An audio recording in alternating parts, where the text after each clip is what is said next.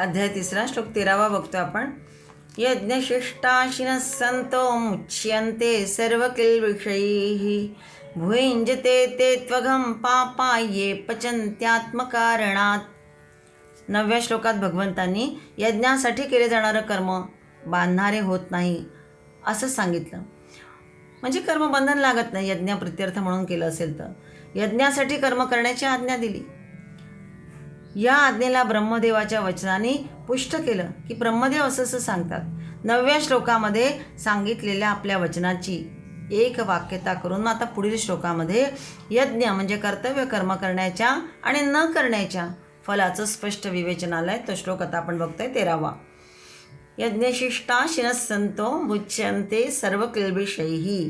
यज्ञ करून शिल्लक राहिलेले यज्ञशिष्टाशिनः म्हणजे यज्ञाचा शेष भाग, यज्ञ करून शिल्लक राहिलेले जे अन्न आहे ते श्रेष्ठ पुरुष संत म्हणजे ओ निघून जाईल, संत विसर्गेल तिथे. संत म्हणजे श्रेष्ठ पुरुष सर्व किल्बिषैः मुच्यन्ते संपूर्ण पापांपासून त्यामुळे मुक्त होतात. कारण जे काही यज्ञातून उरलंय आधी देऊन दुसऱ्यांना मग जे काही उरलंय ते घेणं हे जेव्हा श्रेष्ठ पुरुष करतात ते सर्व किल्बिषैः, किल्बिष म्हणजे पाप, सर्व पापातून मुक्त होतात. परंतु त्वघम इथे संधी आहे. त्वघम म्हणजे तू अधिक अघम. तू म्हणजे परंतु ये म्हणजे जे पापी लोक, पापाहा जे पापी लोक पचंती आत्मकारणात स्वतःच्या शरीर पोषणासाठी स्वतःचाच विचार करून जे खातात, शिजवलेलं खातात. भुंजते म्हणजे जे खातात ते सगळे कसे असतात, केवळ अघम भुंजते म्हणजे जणू काही पापच खातात. हे इथून सांगायचं आहे या श्लोकात. मागच्या श्लोकात आपण बघितलं की देवता तुमचं जीवन समृद्ध करतात. मग मनुष्यानेही समस्त प्राणीमात्रांच्या कल्याणार्थ कर्म करीत गेलं की मग जीवन यज्ञमय होईल. अन्यथा जो केवळ स्वतःचा विचार करतो त्याला स्तेन म्हटलंय, चोर म्हटलंय. इथे यज्ञ करून शिल्लक राहिलेले अन्न भक्षण करणारे श्रेष्ठ पुरुष आहेत. जे स्वार्थाने केवळ स्वतःचा विचार करून भक्षितात त्यांना मात्र अघम भुंजते म्हणजे जणू काही ते पापच खातात असं म्हटलंय. यातील गर्भितार्थ काय तो बघूया आपण. की जीवन जगायचे म्हणजे शरीर, मन, बुद्धी यांच्या रक्षणासाठी, सामर्थ्यासाठी काही काही विषयांचा आपल्याला उपभोग घेतच असतो. जे काही विषय असतात त्या विषयांचा उपभोग घ्यावाच लागतो आपल्याला. कारण शरीर, मन, बुद्धी यांच्या रक्षणासाठी, यांच्या सामर्थ्यासाठी ते विषय भोगायचेच असतात. या विषय उपभोगायची साधनं जी असतात ती माणसाने मिळवली तर त्यावर त्याचा अधिकार त्याच्या एकट्याचा नसतो. आधी कर्तव्य मग उपभोग हा जीवनाचा आदर्श आहे. यज्ञ शब्द इथे संपूर्ण कर्तव्य कर्माचा द्योतक आहे. प्रारंभी यज्ञाचं स्वरूप स्वतःपुरतं असावं. हळूहळू मग मिळालेल्या भागातून इतरांनाही देणं ही भावना सतत मग जागृत ठेवायला हवी. अन्यथा तो पापी आहे आणि जणू काही तो आपलं पापच खातोय असं म्हटलं. अघम भुंजते. मनुष्याजवळ शरीर आहे, योग्यता आहे, बल आहे, अधिकार आहे, विद्या, पद इत्यादी जे जे काही आहे ते सर्व त्याला मिळालेलं आहे आणि ते निघून जाणारही आहे. म्हणून जे आपल्याजवळ आहे त्याचा उपयोग इतरांच्या सेवेसाठी करायला हवा आणि तसं कर्म करायला हवं. आपल्याबरोबर इतरांच्या हिताचा विचार असायलाच हवा.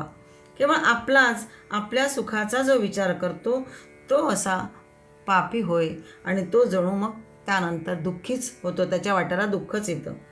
अर्जुनाने या अध्यायाच्या सुरुवातीला प्रश्न विचारला होता की मला या घोर कर्मात का प्रवृत्त करतात. किं घोरे कर्मणी माम नियोजयसी असं म्हटलं होतं केशवा भगवंताला की मला या घोर कर्मामध्ये का प्रवृत्त करत आहात. कर्माहून बुद्धी जर श्रेष्ठ आहे तर मग बुद्धियोग आचरला की झालं, कर्म कशाला करायला लावताय. अशा प्रकारचं युद्धाचं कर्म. या प्रश्नाच्या उत्तरामध्ये भगवंत वेगवेगळ्या प्रकारे कर्म म्हणजे काय, यज्ञ समजून कर्तव्य कर्म करायलाच कसं हवं, स्वार्थविरहित कर्म कसं करायला हवं हे सगळं सांगतात आहे. कारण स्वार्थ म्हटला की मग तिथे पाप आलंच, स्वार्थ, आणि तो भाग इथे सांगतात आहे. जसं आपण जेवणापूर्वी श्लोक म्हणतो उदरभरण नो हे जाणीजे यज्ञकर्म. हे केवळ उदरभरण नाही, जेवताना आपण म्हणतो वदनी कवळ घेता म्हणत असताना की केवळ हे उदरभरण नव्हे, पोट भरणं नव्हे, तर हा जणू काही एक यज्ञकर्म आहे. पुढे 15व्या अध्यायात येणार आपल्याला अहम वैश्वानरो भूत्वा प्राणिनाम देहमाश्रिता. वैश्वानर होऊन मी इथे वास करतो तुमच्या ह्याच्यात अग्निरूपाने, आणि जे जे तुम्ही खाणार आहात ते सगळं योग्य प्रकारे कसं अन्न हवं, काय हवं, हे पुढे 17व्या अध्यायात पण येणार आहे. आहार कसा हवा, हे सगळं कसं उपयोगाचं असतं, आणि मी तो तिथे बसून ते सगळं स्वीकारत असतो, म्हणून तुम्ही योग्य प्रकारे करायला हवं. हेच जणू काही पुढे पुढे सांगितलेलं आहे. हे जणू काही एक यज्ञकर्म म्हणून समजा. जठराग्नीमध्ये जे काही टाकायचं आहे ते कसं हवं आहे, तर सकस उत्तम अन्नच हवं आहे. तसंच या सृष्टीदेवतांसाठी सुद्धा जे करायचं आहे ते तन मन धनादीचा उपयोग करून मग प्रत्येक कर्म करायला हवं. जसं शरीरासाठी आपण विचार करतो तसं इतरांच्यासाठी सुद्धा, सृष्टीदेवतांसाठी सुद्धा ते सगळं तन्मन धनादीचा उपयोग करून प्रत्येक कर्म व्हायला हवे. तसंच अनेक प्रकारची सेवा कार्ये सामाजिक, राजनैतिक, आर्थिक, शैक्षणिक, व्यापारिक, कृषिक, भिन्न भिन्न क्षेत्रामध्ये अगणित समस्या उभ्या आहेत. त्यांच्यासाठी जे आपल्या वृत्तीला बसेल, झेपेल, आवडेल, सुचेल तसे समजून उमजून आणि तन मन धन इत्यादी लावून ती सेवा कार्य करायला हवी. हेही सामाजिक भान असलं पाहिजे. हेही जणू इथून सांगायचं आहे. इतकं विस्ताराने सांगण्याचं कारण असं आहे की यज्ञ म्हणजे केवळ होम हवन करणं इतकाच अर्थ नाही, तर यज्ञाचा व्यापक आशय प्रत्येक मनुष्याच्या आचरणात आलाच पाहिजे. दान, उपकार, सत्कार्य हे करणं म्हणजे सुद्धा यज्ञ. मिळालेल्या धनाचा काही स्वतःसाठी भाग ठेवून यापेक्षा अधिक लोभ न धरता यज्ञार्थ म्हणून समर्पित करणं.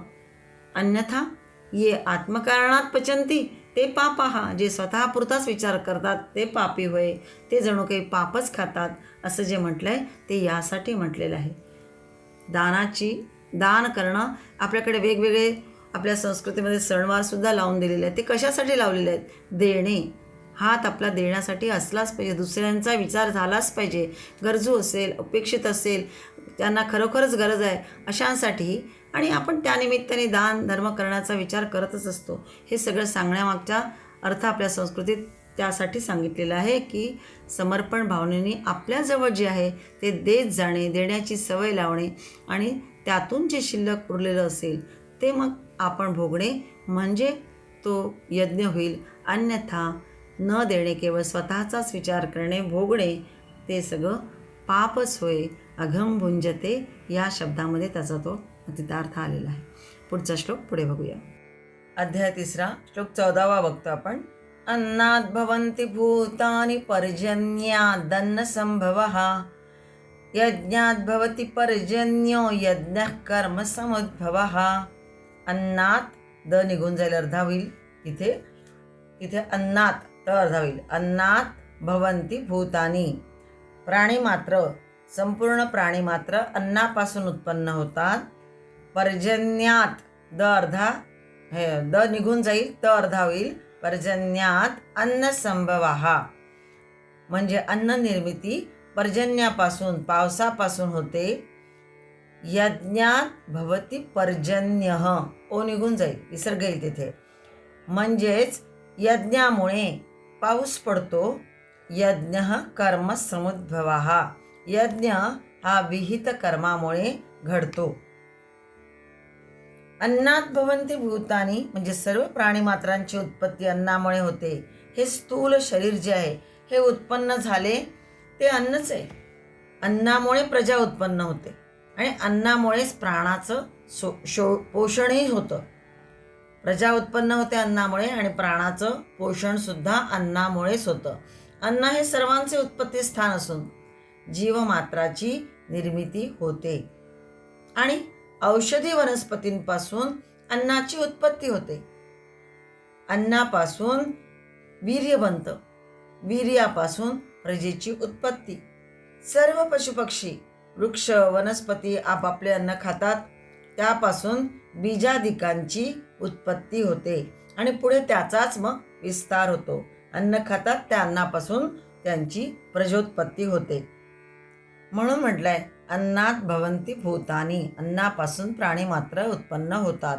पुढे म्हटलंय पर्जन्यात अन्न संभवा, पर्जन्यापासून अन्न निर्मिती होते. संस्कृत भाषा फार सुंदर आहे. एकाच अर्थाचे अनेक शब्द त्या भाषेत आहेत किंवा एका शब्दाच्या अनेक अर्थछटा पण आहेत. पर्जन्य शब्दाची व्युत्पत्ती पाहू थोडीशी. पर्जन्य शब्दाची व्युत्पत्ती अशी आहे की पराय जनयती इति पर्जन्यः, पराय जनयती इति पर्जन्यः. वृष्टीला म्हणजेच पावसाला पर्जन्य असं म्हणतात.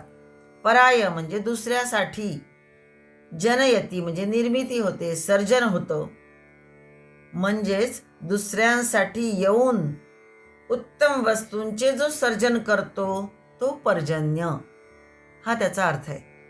गवत, अन्न, धान्य, मातीची उत्पत्तीचे कारण सुद्धा पाणीच आहे.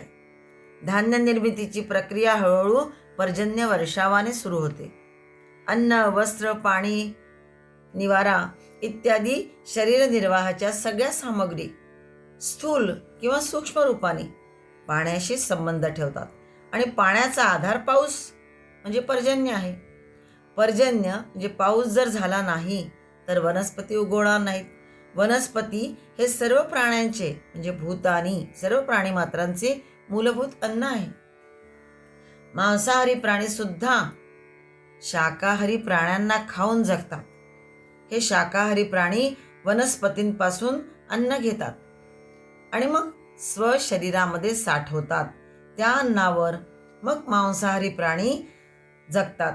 म्हणजे या शाकाहारी प्राण्यांना मांसाहारी खातात आणि त्याच्यावर ते मांसाहारी जगतात. साहजिकच साखळी ही जी चेन आहे, एक प्रकारची साखळी आहे, या न्यायाने सर्व अन्न पर्जन्यापासून उत्पन्न होतं. म्हणून म्हटलंय पर्जन्यादन्न संभवा, पर्जन्यापासून अन्न निर्मिती होते. पुढे म्हटलंय यज्ञात भवती पर्जन्यः, यज्ञामुळे पाऊस होतो. यज्ञ शब्द हा मुख्य रूपाने आहुती देण्याच्या क्रियेचा वाचक आहे. आपल्याला लक्षात काय येतं यज्ञ म्हटलं की होम, हवन, होमकुंड मांडलेला आहे, त्यात तीळ तांदूळ याचा होम करतात आहे, स्वाहा स्वाहा म्हणून यज्ञ सुरू आहे. म्हणजे आहुती देणे हा एक प्रकारच्या क्रियेचा वाचक आहे यज्ञ शब्द. परंतु गीतेचा सिद्धांत आणि कर्मयोगाच्या प्रस्तुत प्रकरणानुसार या इथे यज्ञ शब्द संपूर्ण कर्तव्य कर्माचा द्योतक आहे. कर्तव्य कर्म म्हणजे स्वार्थ, आराम इत्यादींचा त्याग. कर्तव्य कर्म करणे म्हणजे स्वार्थ सोडणे, आळस टाकून देणे, या सगळ्यांचा त्याग म्हणजे कर्तव्य कर्म. भगवंताला इथे यज्ञ म्हणजे होम हवन करणे असा अर्थ अपेक्षित नाही आहे. तर भगवंताला हे सांगायचंय की यज्ञ म्हणजे देणे, अर्पण करणे, समर्पण करणे हा अर्थ इथे अभिप्रेत आहे. सृष्टीच्या उत्पत्तीपासून देण्याची क्रिया चालू आहे. या देण्याच्या यज्ञक्रियेला धरून बघा ना, सूर्य आपलं तेज पृथ्वीला देतो, हा एक प्रकारचा यज्ञच आहे. पृथ्वीवरील सागर आपले पाणी अर्घ्य म्हणून सूर्याला देत असतात. सागर काय करतो? वाफ होतो ना, उन्हामुळे उष्णतेमुळे पाण्याची वाफ होते, म्हणजेच जणू काही आपलं पाणी अर्घ्य म्हणून सूर्याला देत असतात. हा एक प्रकारचा यज्ञच आहे. सूर्य हे जलतत्व स्वतः न घेता पृथ्वीवरील वातावरणाला देतो, हाही यज्ञच नव्हे का? सागराच्या पाण्याची सूर्याच्या तेजामुळे वाफून वातावरणात जाते आणि तेथून ती पुन्हा पर्जन्य रूपाने पृथ्वीवर पडते. हे आजच्या विज्ञानाने सुद्धा मान्य केलेलं आहे. सत्य जे खूप आधीपासून वेद रामायण काळापासून भारताला माहीत आहे. सागरापासून प्रमाणेच सर्व जलाशय, सरोवरे, नद्या, झरे आपापला हिस्सा सूर्याला देतच असतात आणि या यज्ञामध्ये सहभागी होतात. त्यामुळे पाऊस पडतो. कुठलाही यज्ञ कुणीतरी कर्म केल्याशिवाय होत नाही. आजही पाऊस कमी होत असेल किंवा जर होत नसेल, बघा ना, आजही पुष्कळदा असं होतं की पाऊस कमी पडतो किंवा होत नसेल, आकाश आभ्राच्छादित दिसतं पण वृष्टी होत नाही आहे. मग अशा वेळेस वैज्ञानिकाच्या दृष्टिकोनातून काय करतात योजना? तर हेलिकॉप्टरच्या साहाय्याने ऊर्ध्वमुखी तोफा डागल्या जातात आणि मग त्या तोफा डागल्या गेल्यामुळे ऊर्ध्वमुखी तोफा डागल्यामुळे वृष्टी निश्चित होते हे सिद्ध होताना बघतोच आपण, वाचतो सुद्धा पेपरमधून. यज्ञानी होम हवनानी पाऊस पडतो हे निश्चित. छोट्या मोठ्या हवनाने होईल का नाही हे माहीत नाही मला, पण बृहत यज्ञाचं आयोजन, त्यात विशिष्ट पद्धतीने टाकलेल्या सामुग्री, तुपाच्या धारा पडतात झालेला हवनाचा धूर, याचा परिणाम मेघमंडलावर पडून हवनामुळे हलका झालेला वायू वर जातो. चोहीकडचा वायू वेगाने येतो आणि वायुमंडलामध्ये हालचाल होऊन जी गती उत्पन्न होते त्याचा परिणाम मेघमंडलावर होऊन पर्जन्य वर्षा होतो हेही निश्चित. म्हणजे पूर्वी जे होत असेल, बृहत यज्ञ जे होत असे त्यामागे हे सुद्धा होतंच. म्हणजे यज्ञामुळे अनेक गोष्टी घडतात, पाऊस पडतो, हे सगळं जे आहे ते या अर्थाने म्हटलेलं आहे. पुढचा श्लोक पुढे बघूया, त्यात आणखीन काय सांगितलेलं आहे ते बघू. अध्याय 3 श्लोक 15 बघतो आपण. मागच्या 14व्या श्लोकापासूनचं वर्णन चालू आहे, तेच पुन्हा थोडंसं याही श्लोकात आलेलं आहे. पुढे बघूया की कर्म ब्रह्मोद्भवम विद्धि ब्रह्माक्षर समुद्भवम तस्मात् सर्वगतं ब्रह्म नित्यै यज्ञे प्रतिष्ठितम. कर्म, या कर्मांना, हे अर्जुना, या कर्मांना तू वेदांपासून उत्पन्न झालेले, ब्रह्मोद्भवम म्हटलं आहे. ब्रह्म उद्भवम, ब्रह्मात उद्भवम म्हणजे ब्रह्मापासून, म्हणजेच वेदांपासून उत्पन्न झालेले आहे असं तू विद्धी म्हणजे समज, जाणून घे.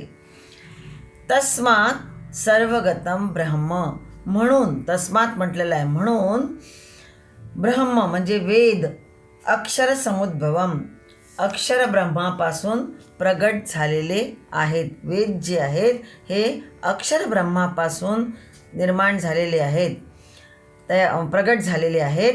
म्हणून सर्वगतम, सर्वव्यापी अशा, सर्वगतम म्हणजे सर्वव्यापी अशा, ब्रह्म म्हणजे परमात्मा, यज्ञे नित्यम प्रतिष्ठितम, सर्वव्यापी असा परमात्मा नेहमी यज्ञामध्येच प्रतिष्ठित असतो, नित्य स्थित असतो.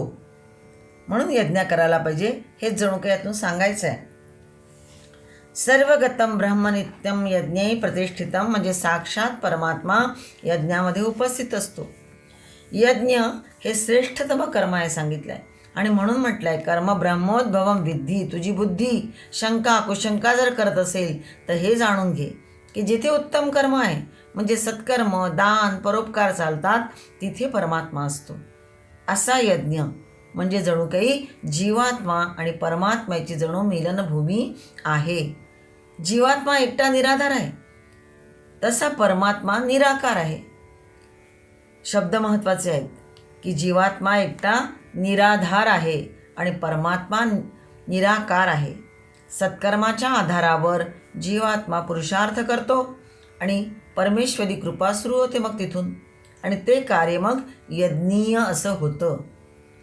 कारण जीवात्मा अशा प्रकारचे कार्य करत गेला की मग परमेश्वरी कृपा होते आणि मग जणू काही ते कार्य यज्ञीय होत असतं.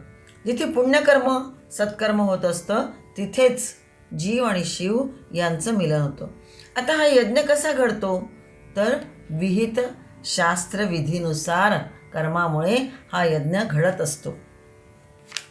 यज्ञ कर्म समुद्भव म्हणजे निष्काम भावनाने केले जाणारे लौकिक आणि शास्त्रीय सर्व विहित कर्मांचे नाव यज्ञ आहे.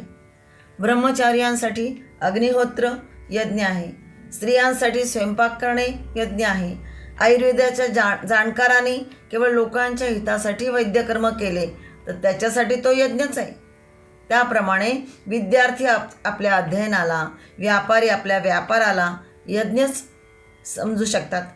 अशा प्रकारे वर्ण, आश्रम, देश, काळाची मर्यादा राखून निष्काम भावनेने केले गेलेले सगळे शास्त्रविहित कर्तव्य कर्म यज्ञरूपच असतात. यज्ञ कोणत्याही प्रकारचा असो तो क्रियाजन्यच असतो. फक्त त्याच्यामध्ये आसक्ती, पक्षपात, विषमता, स्वार्थ, अभिमान इत्यादी सगळे विषासमान असतात. म्हणून या कर्माच्या विषारी भागाला काढून टाकल्यानंतर जे कर्म होईल, समर्पण भावनेने जे कर्म होईल ते जणू काही अमृतमय होऊन मग जन्ममरण रूप महान रोगाला नष्ट करणारे असतात. म्हणून अशा अमृतमय कर्मांना यज्ञ असं म्हटलेलं आहे. पुढे म्हटलंय कर्म ब्रह्मोद्भवम विधी. वेद हे कर्तव्य कर्म करण्याची विधी सांगतात. वेदामध्ये कर्तव्य कर्म करण्याचा जो विधी आहे तो सांगितला गेलेला आहे. मनुष्याला कर्तव्य कर्म करण्याच्या विधीचं ज्ञान वेदांपासून होत असल्यामुळे कर्माला वेदापासून उत्पन्न झाले असं म्हटलेलं आहे. वेद शब्दांच्या अंतर्गत ऋग्वेद, यजुर्वेद, सामवेद आणि अथर्ववेदासह स्मृती, पुराण, इतिहास, रामायण, महाभारत तसेच भिन्न भिन्न संप्रदायांच्या आचार्यांचं अनुभव वचन इत्यादी संपूर्ण वेदानुकूल हे सगळी सत्शास्त्रांना गृहीत धरलं पाहिजे आणि त्यानुसार मग कर्म करायला हवे. पुढे म्हटलंय ब्रह्माक्षर समुद्भवम. ब्रह्मपद हे वेदाचा वाचक आहे. वेद सच्चिदानंदघन परमात्म्यापासूनच प्रगट झाले आहेत. अशा प्रकारे परमात्मा सर्वांचं मूळ आहे. म्हणून म्हटलं आहे ब्रह्म नित्ययज्ञे प्रतिष्ठितम तस्मात् सर्वगतम ब्रह्म नित्ययज्ञे प्रतिष्ठितम असं म्हटलं आहे. आता शंका उत्पन्न होतं की सर्वव्यापी असूनही परमात्मा विशेष रूपाने यज्ञामध्येच नित्य विद्यमान असतात असं म्हटलं आहे. मग परमात्मा जर सर्वव्यापी आहे तर त्यांना केवळ यज्ञामध्ये नित्य प्रतिष्ठित का म्हटलं आहे? दुसऱ्या जागी ते नित्य प्रतिष्ठित का नाही राहत? तर याचं उत्तर असं दिलं जातं की ज्याप्रमाणे परमात्मा सर्व ठिकाणी समान रूपाने नित्य विद्यमान आहेत ते अनित्य एकदेशीय नाहीत म्हणून त्यांना सर्वगत म्हटलेलं आहे. यज्ञामध्ये नित्य प्रतिष्ठित म्हणण्याचं तात्पर्य हे आहे की यज्ञ हे उपलब्धी स्थान आहे. जसं जमिनीमध्ये सर्वत्र पाणी असून सुद्धा विहीर इत्यादीतूनच तिथे उपलब्ध होतं. सर्व ठिकाणाहून नाही, आधी खोदावं लागतं मग विहिरीत पाणी येणार. नळीमध्ये सर्वत्र पाणी भरलेलं असून सुद्धा ज्या ठिकाणी छिद्र आहे किंवा तोटी आहे तेथूनच ते पाणी प्राप्त होतं. तसंच सर्वगत असूनही परमात्मा यज्ञापासूनच प्राप्त होतात. म्हणजे विहित कर्म केल्यानंतरच तिथे जणू काही जीव आणि परमात्माचं मिलन होतं. म्हणून म्हटलं आहे सर्वगतम ब्रह्मनित्यम यज्ञे प्रतिष्ठितम असं. आता पुन्हा असं म्हटलं जातं, शंका येते कारण प्रशस्त कर्म सत्कर्म म्हणजे त्यामुळे यज्ञ सिद्ध होत असतो. शिवाय विधिपूर्वक केलेल्या हवनाने सुद्धा लाभ होतात. यज्ञ पण असं यज्ञ कल्पना म्हटलं की आग पाकड होते. म्हणजे जर वनामध्ये लाकडे पेटवून वृष्टी होणे संभवनीय आहे असेल तर मग यज्ञासारखे कर्मकांड थोतांड असं कसं म्हटलं जाईल? पण म्हटलं जातं यज्ञ म्हटलं की हे कर्मकांड आहे त्यासाठी आग पाखड केल्या जाते. एखाद्याने समजा मिरची खाल्ली तर डोळ्यात पाणी येतं पण इतरांना त्रास होत नाही. पण जवळ 100 लोक बसलेत आणि त्याच मिरच्या जर अग्नीमध्ये टाकल्या, स्वतः खाल्ली असेल तर त्याच्या डोळ्यात पाणी येईल, इतरांच्या येणार नाही. पण याच मिरच्या जर अग्नीमध्ये टाकल्या तर सगळ्यांच्या डोळ्यात पाणी येतं, सर्वांपर्यंत ते पोचतं ना.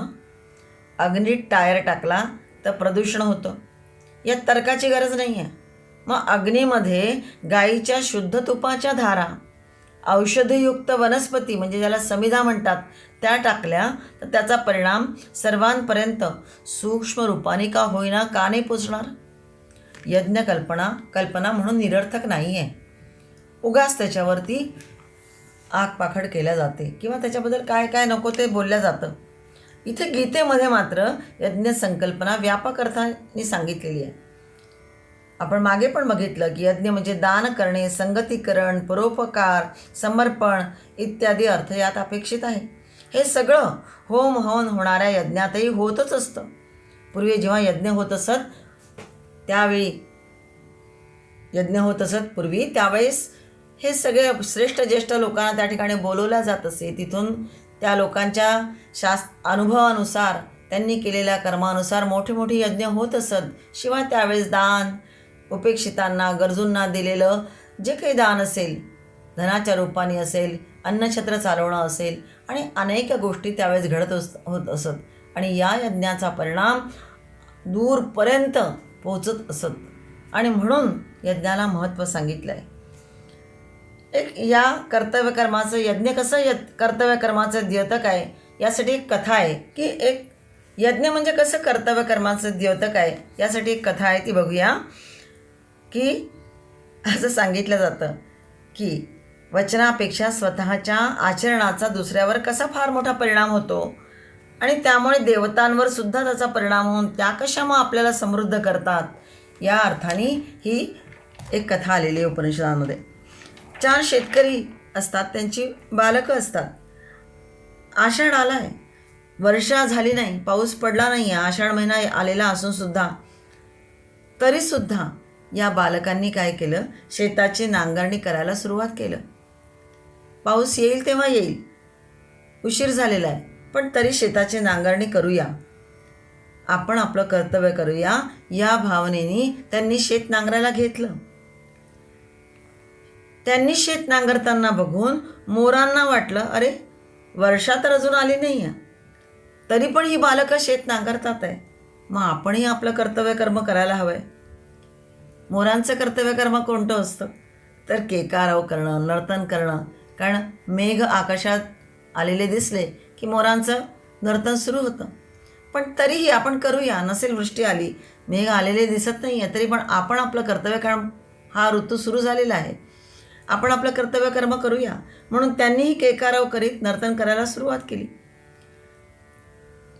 मेघांना काय वाटलं, अरे मोर तर नृत्य करतायत, आम्ही तर गर्जनाच अजून केलेली नाही आहे, आपणही आपलं मग गडगडण्याचं कर्तव्य का करू नये.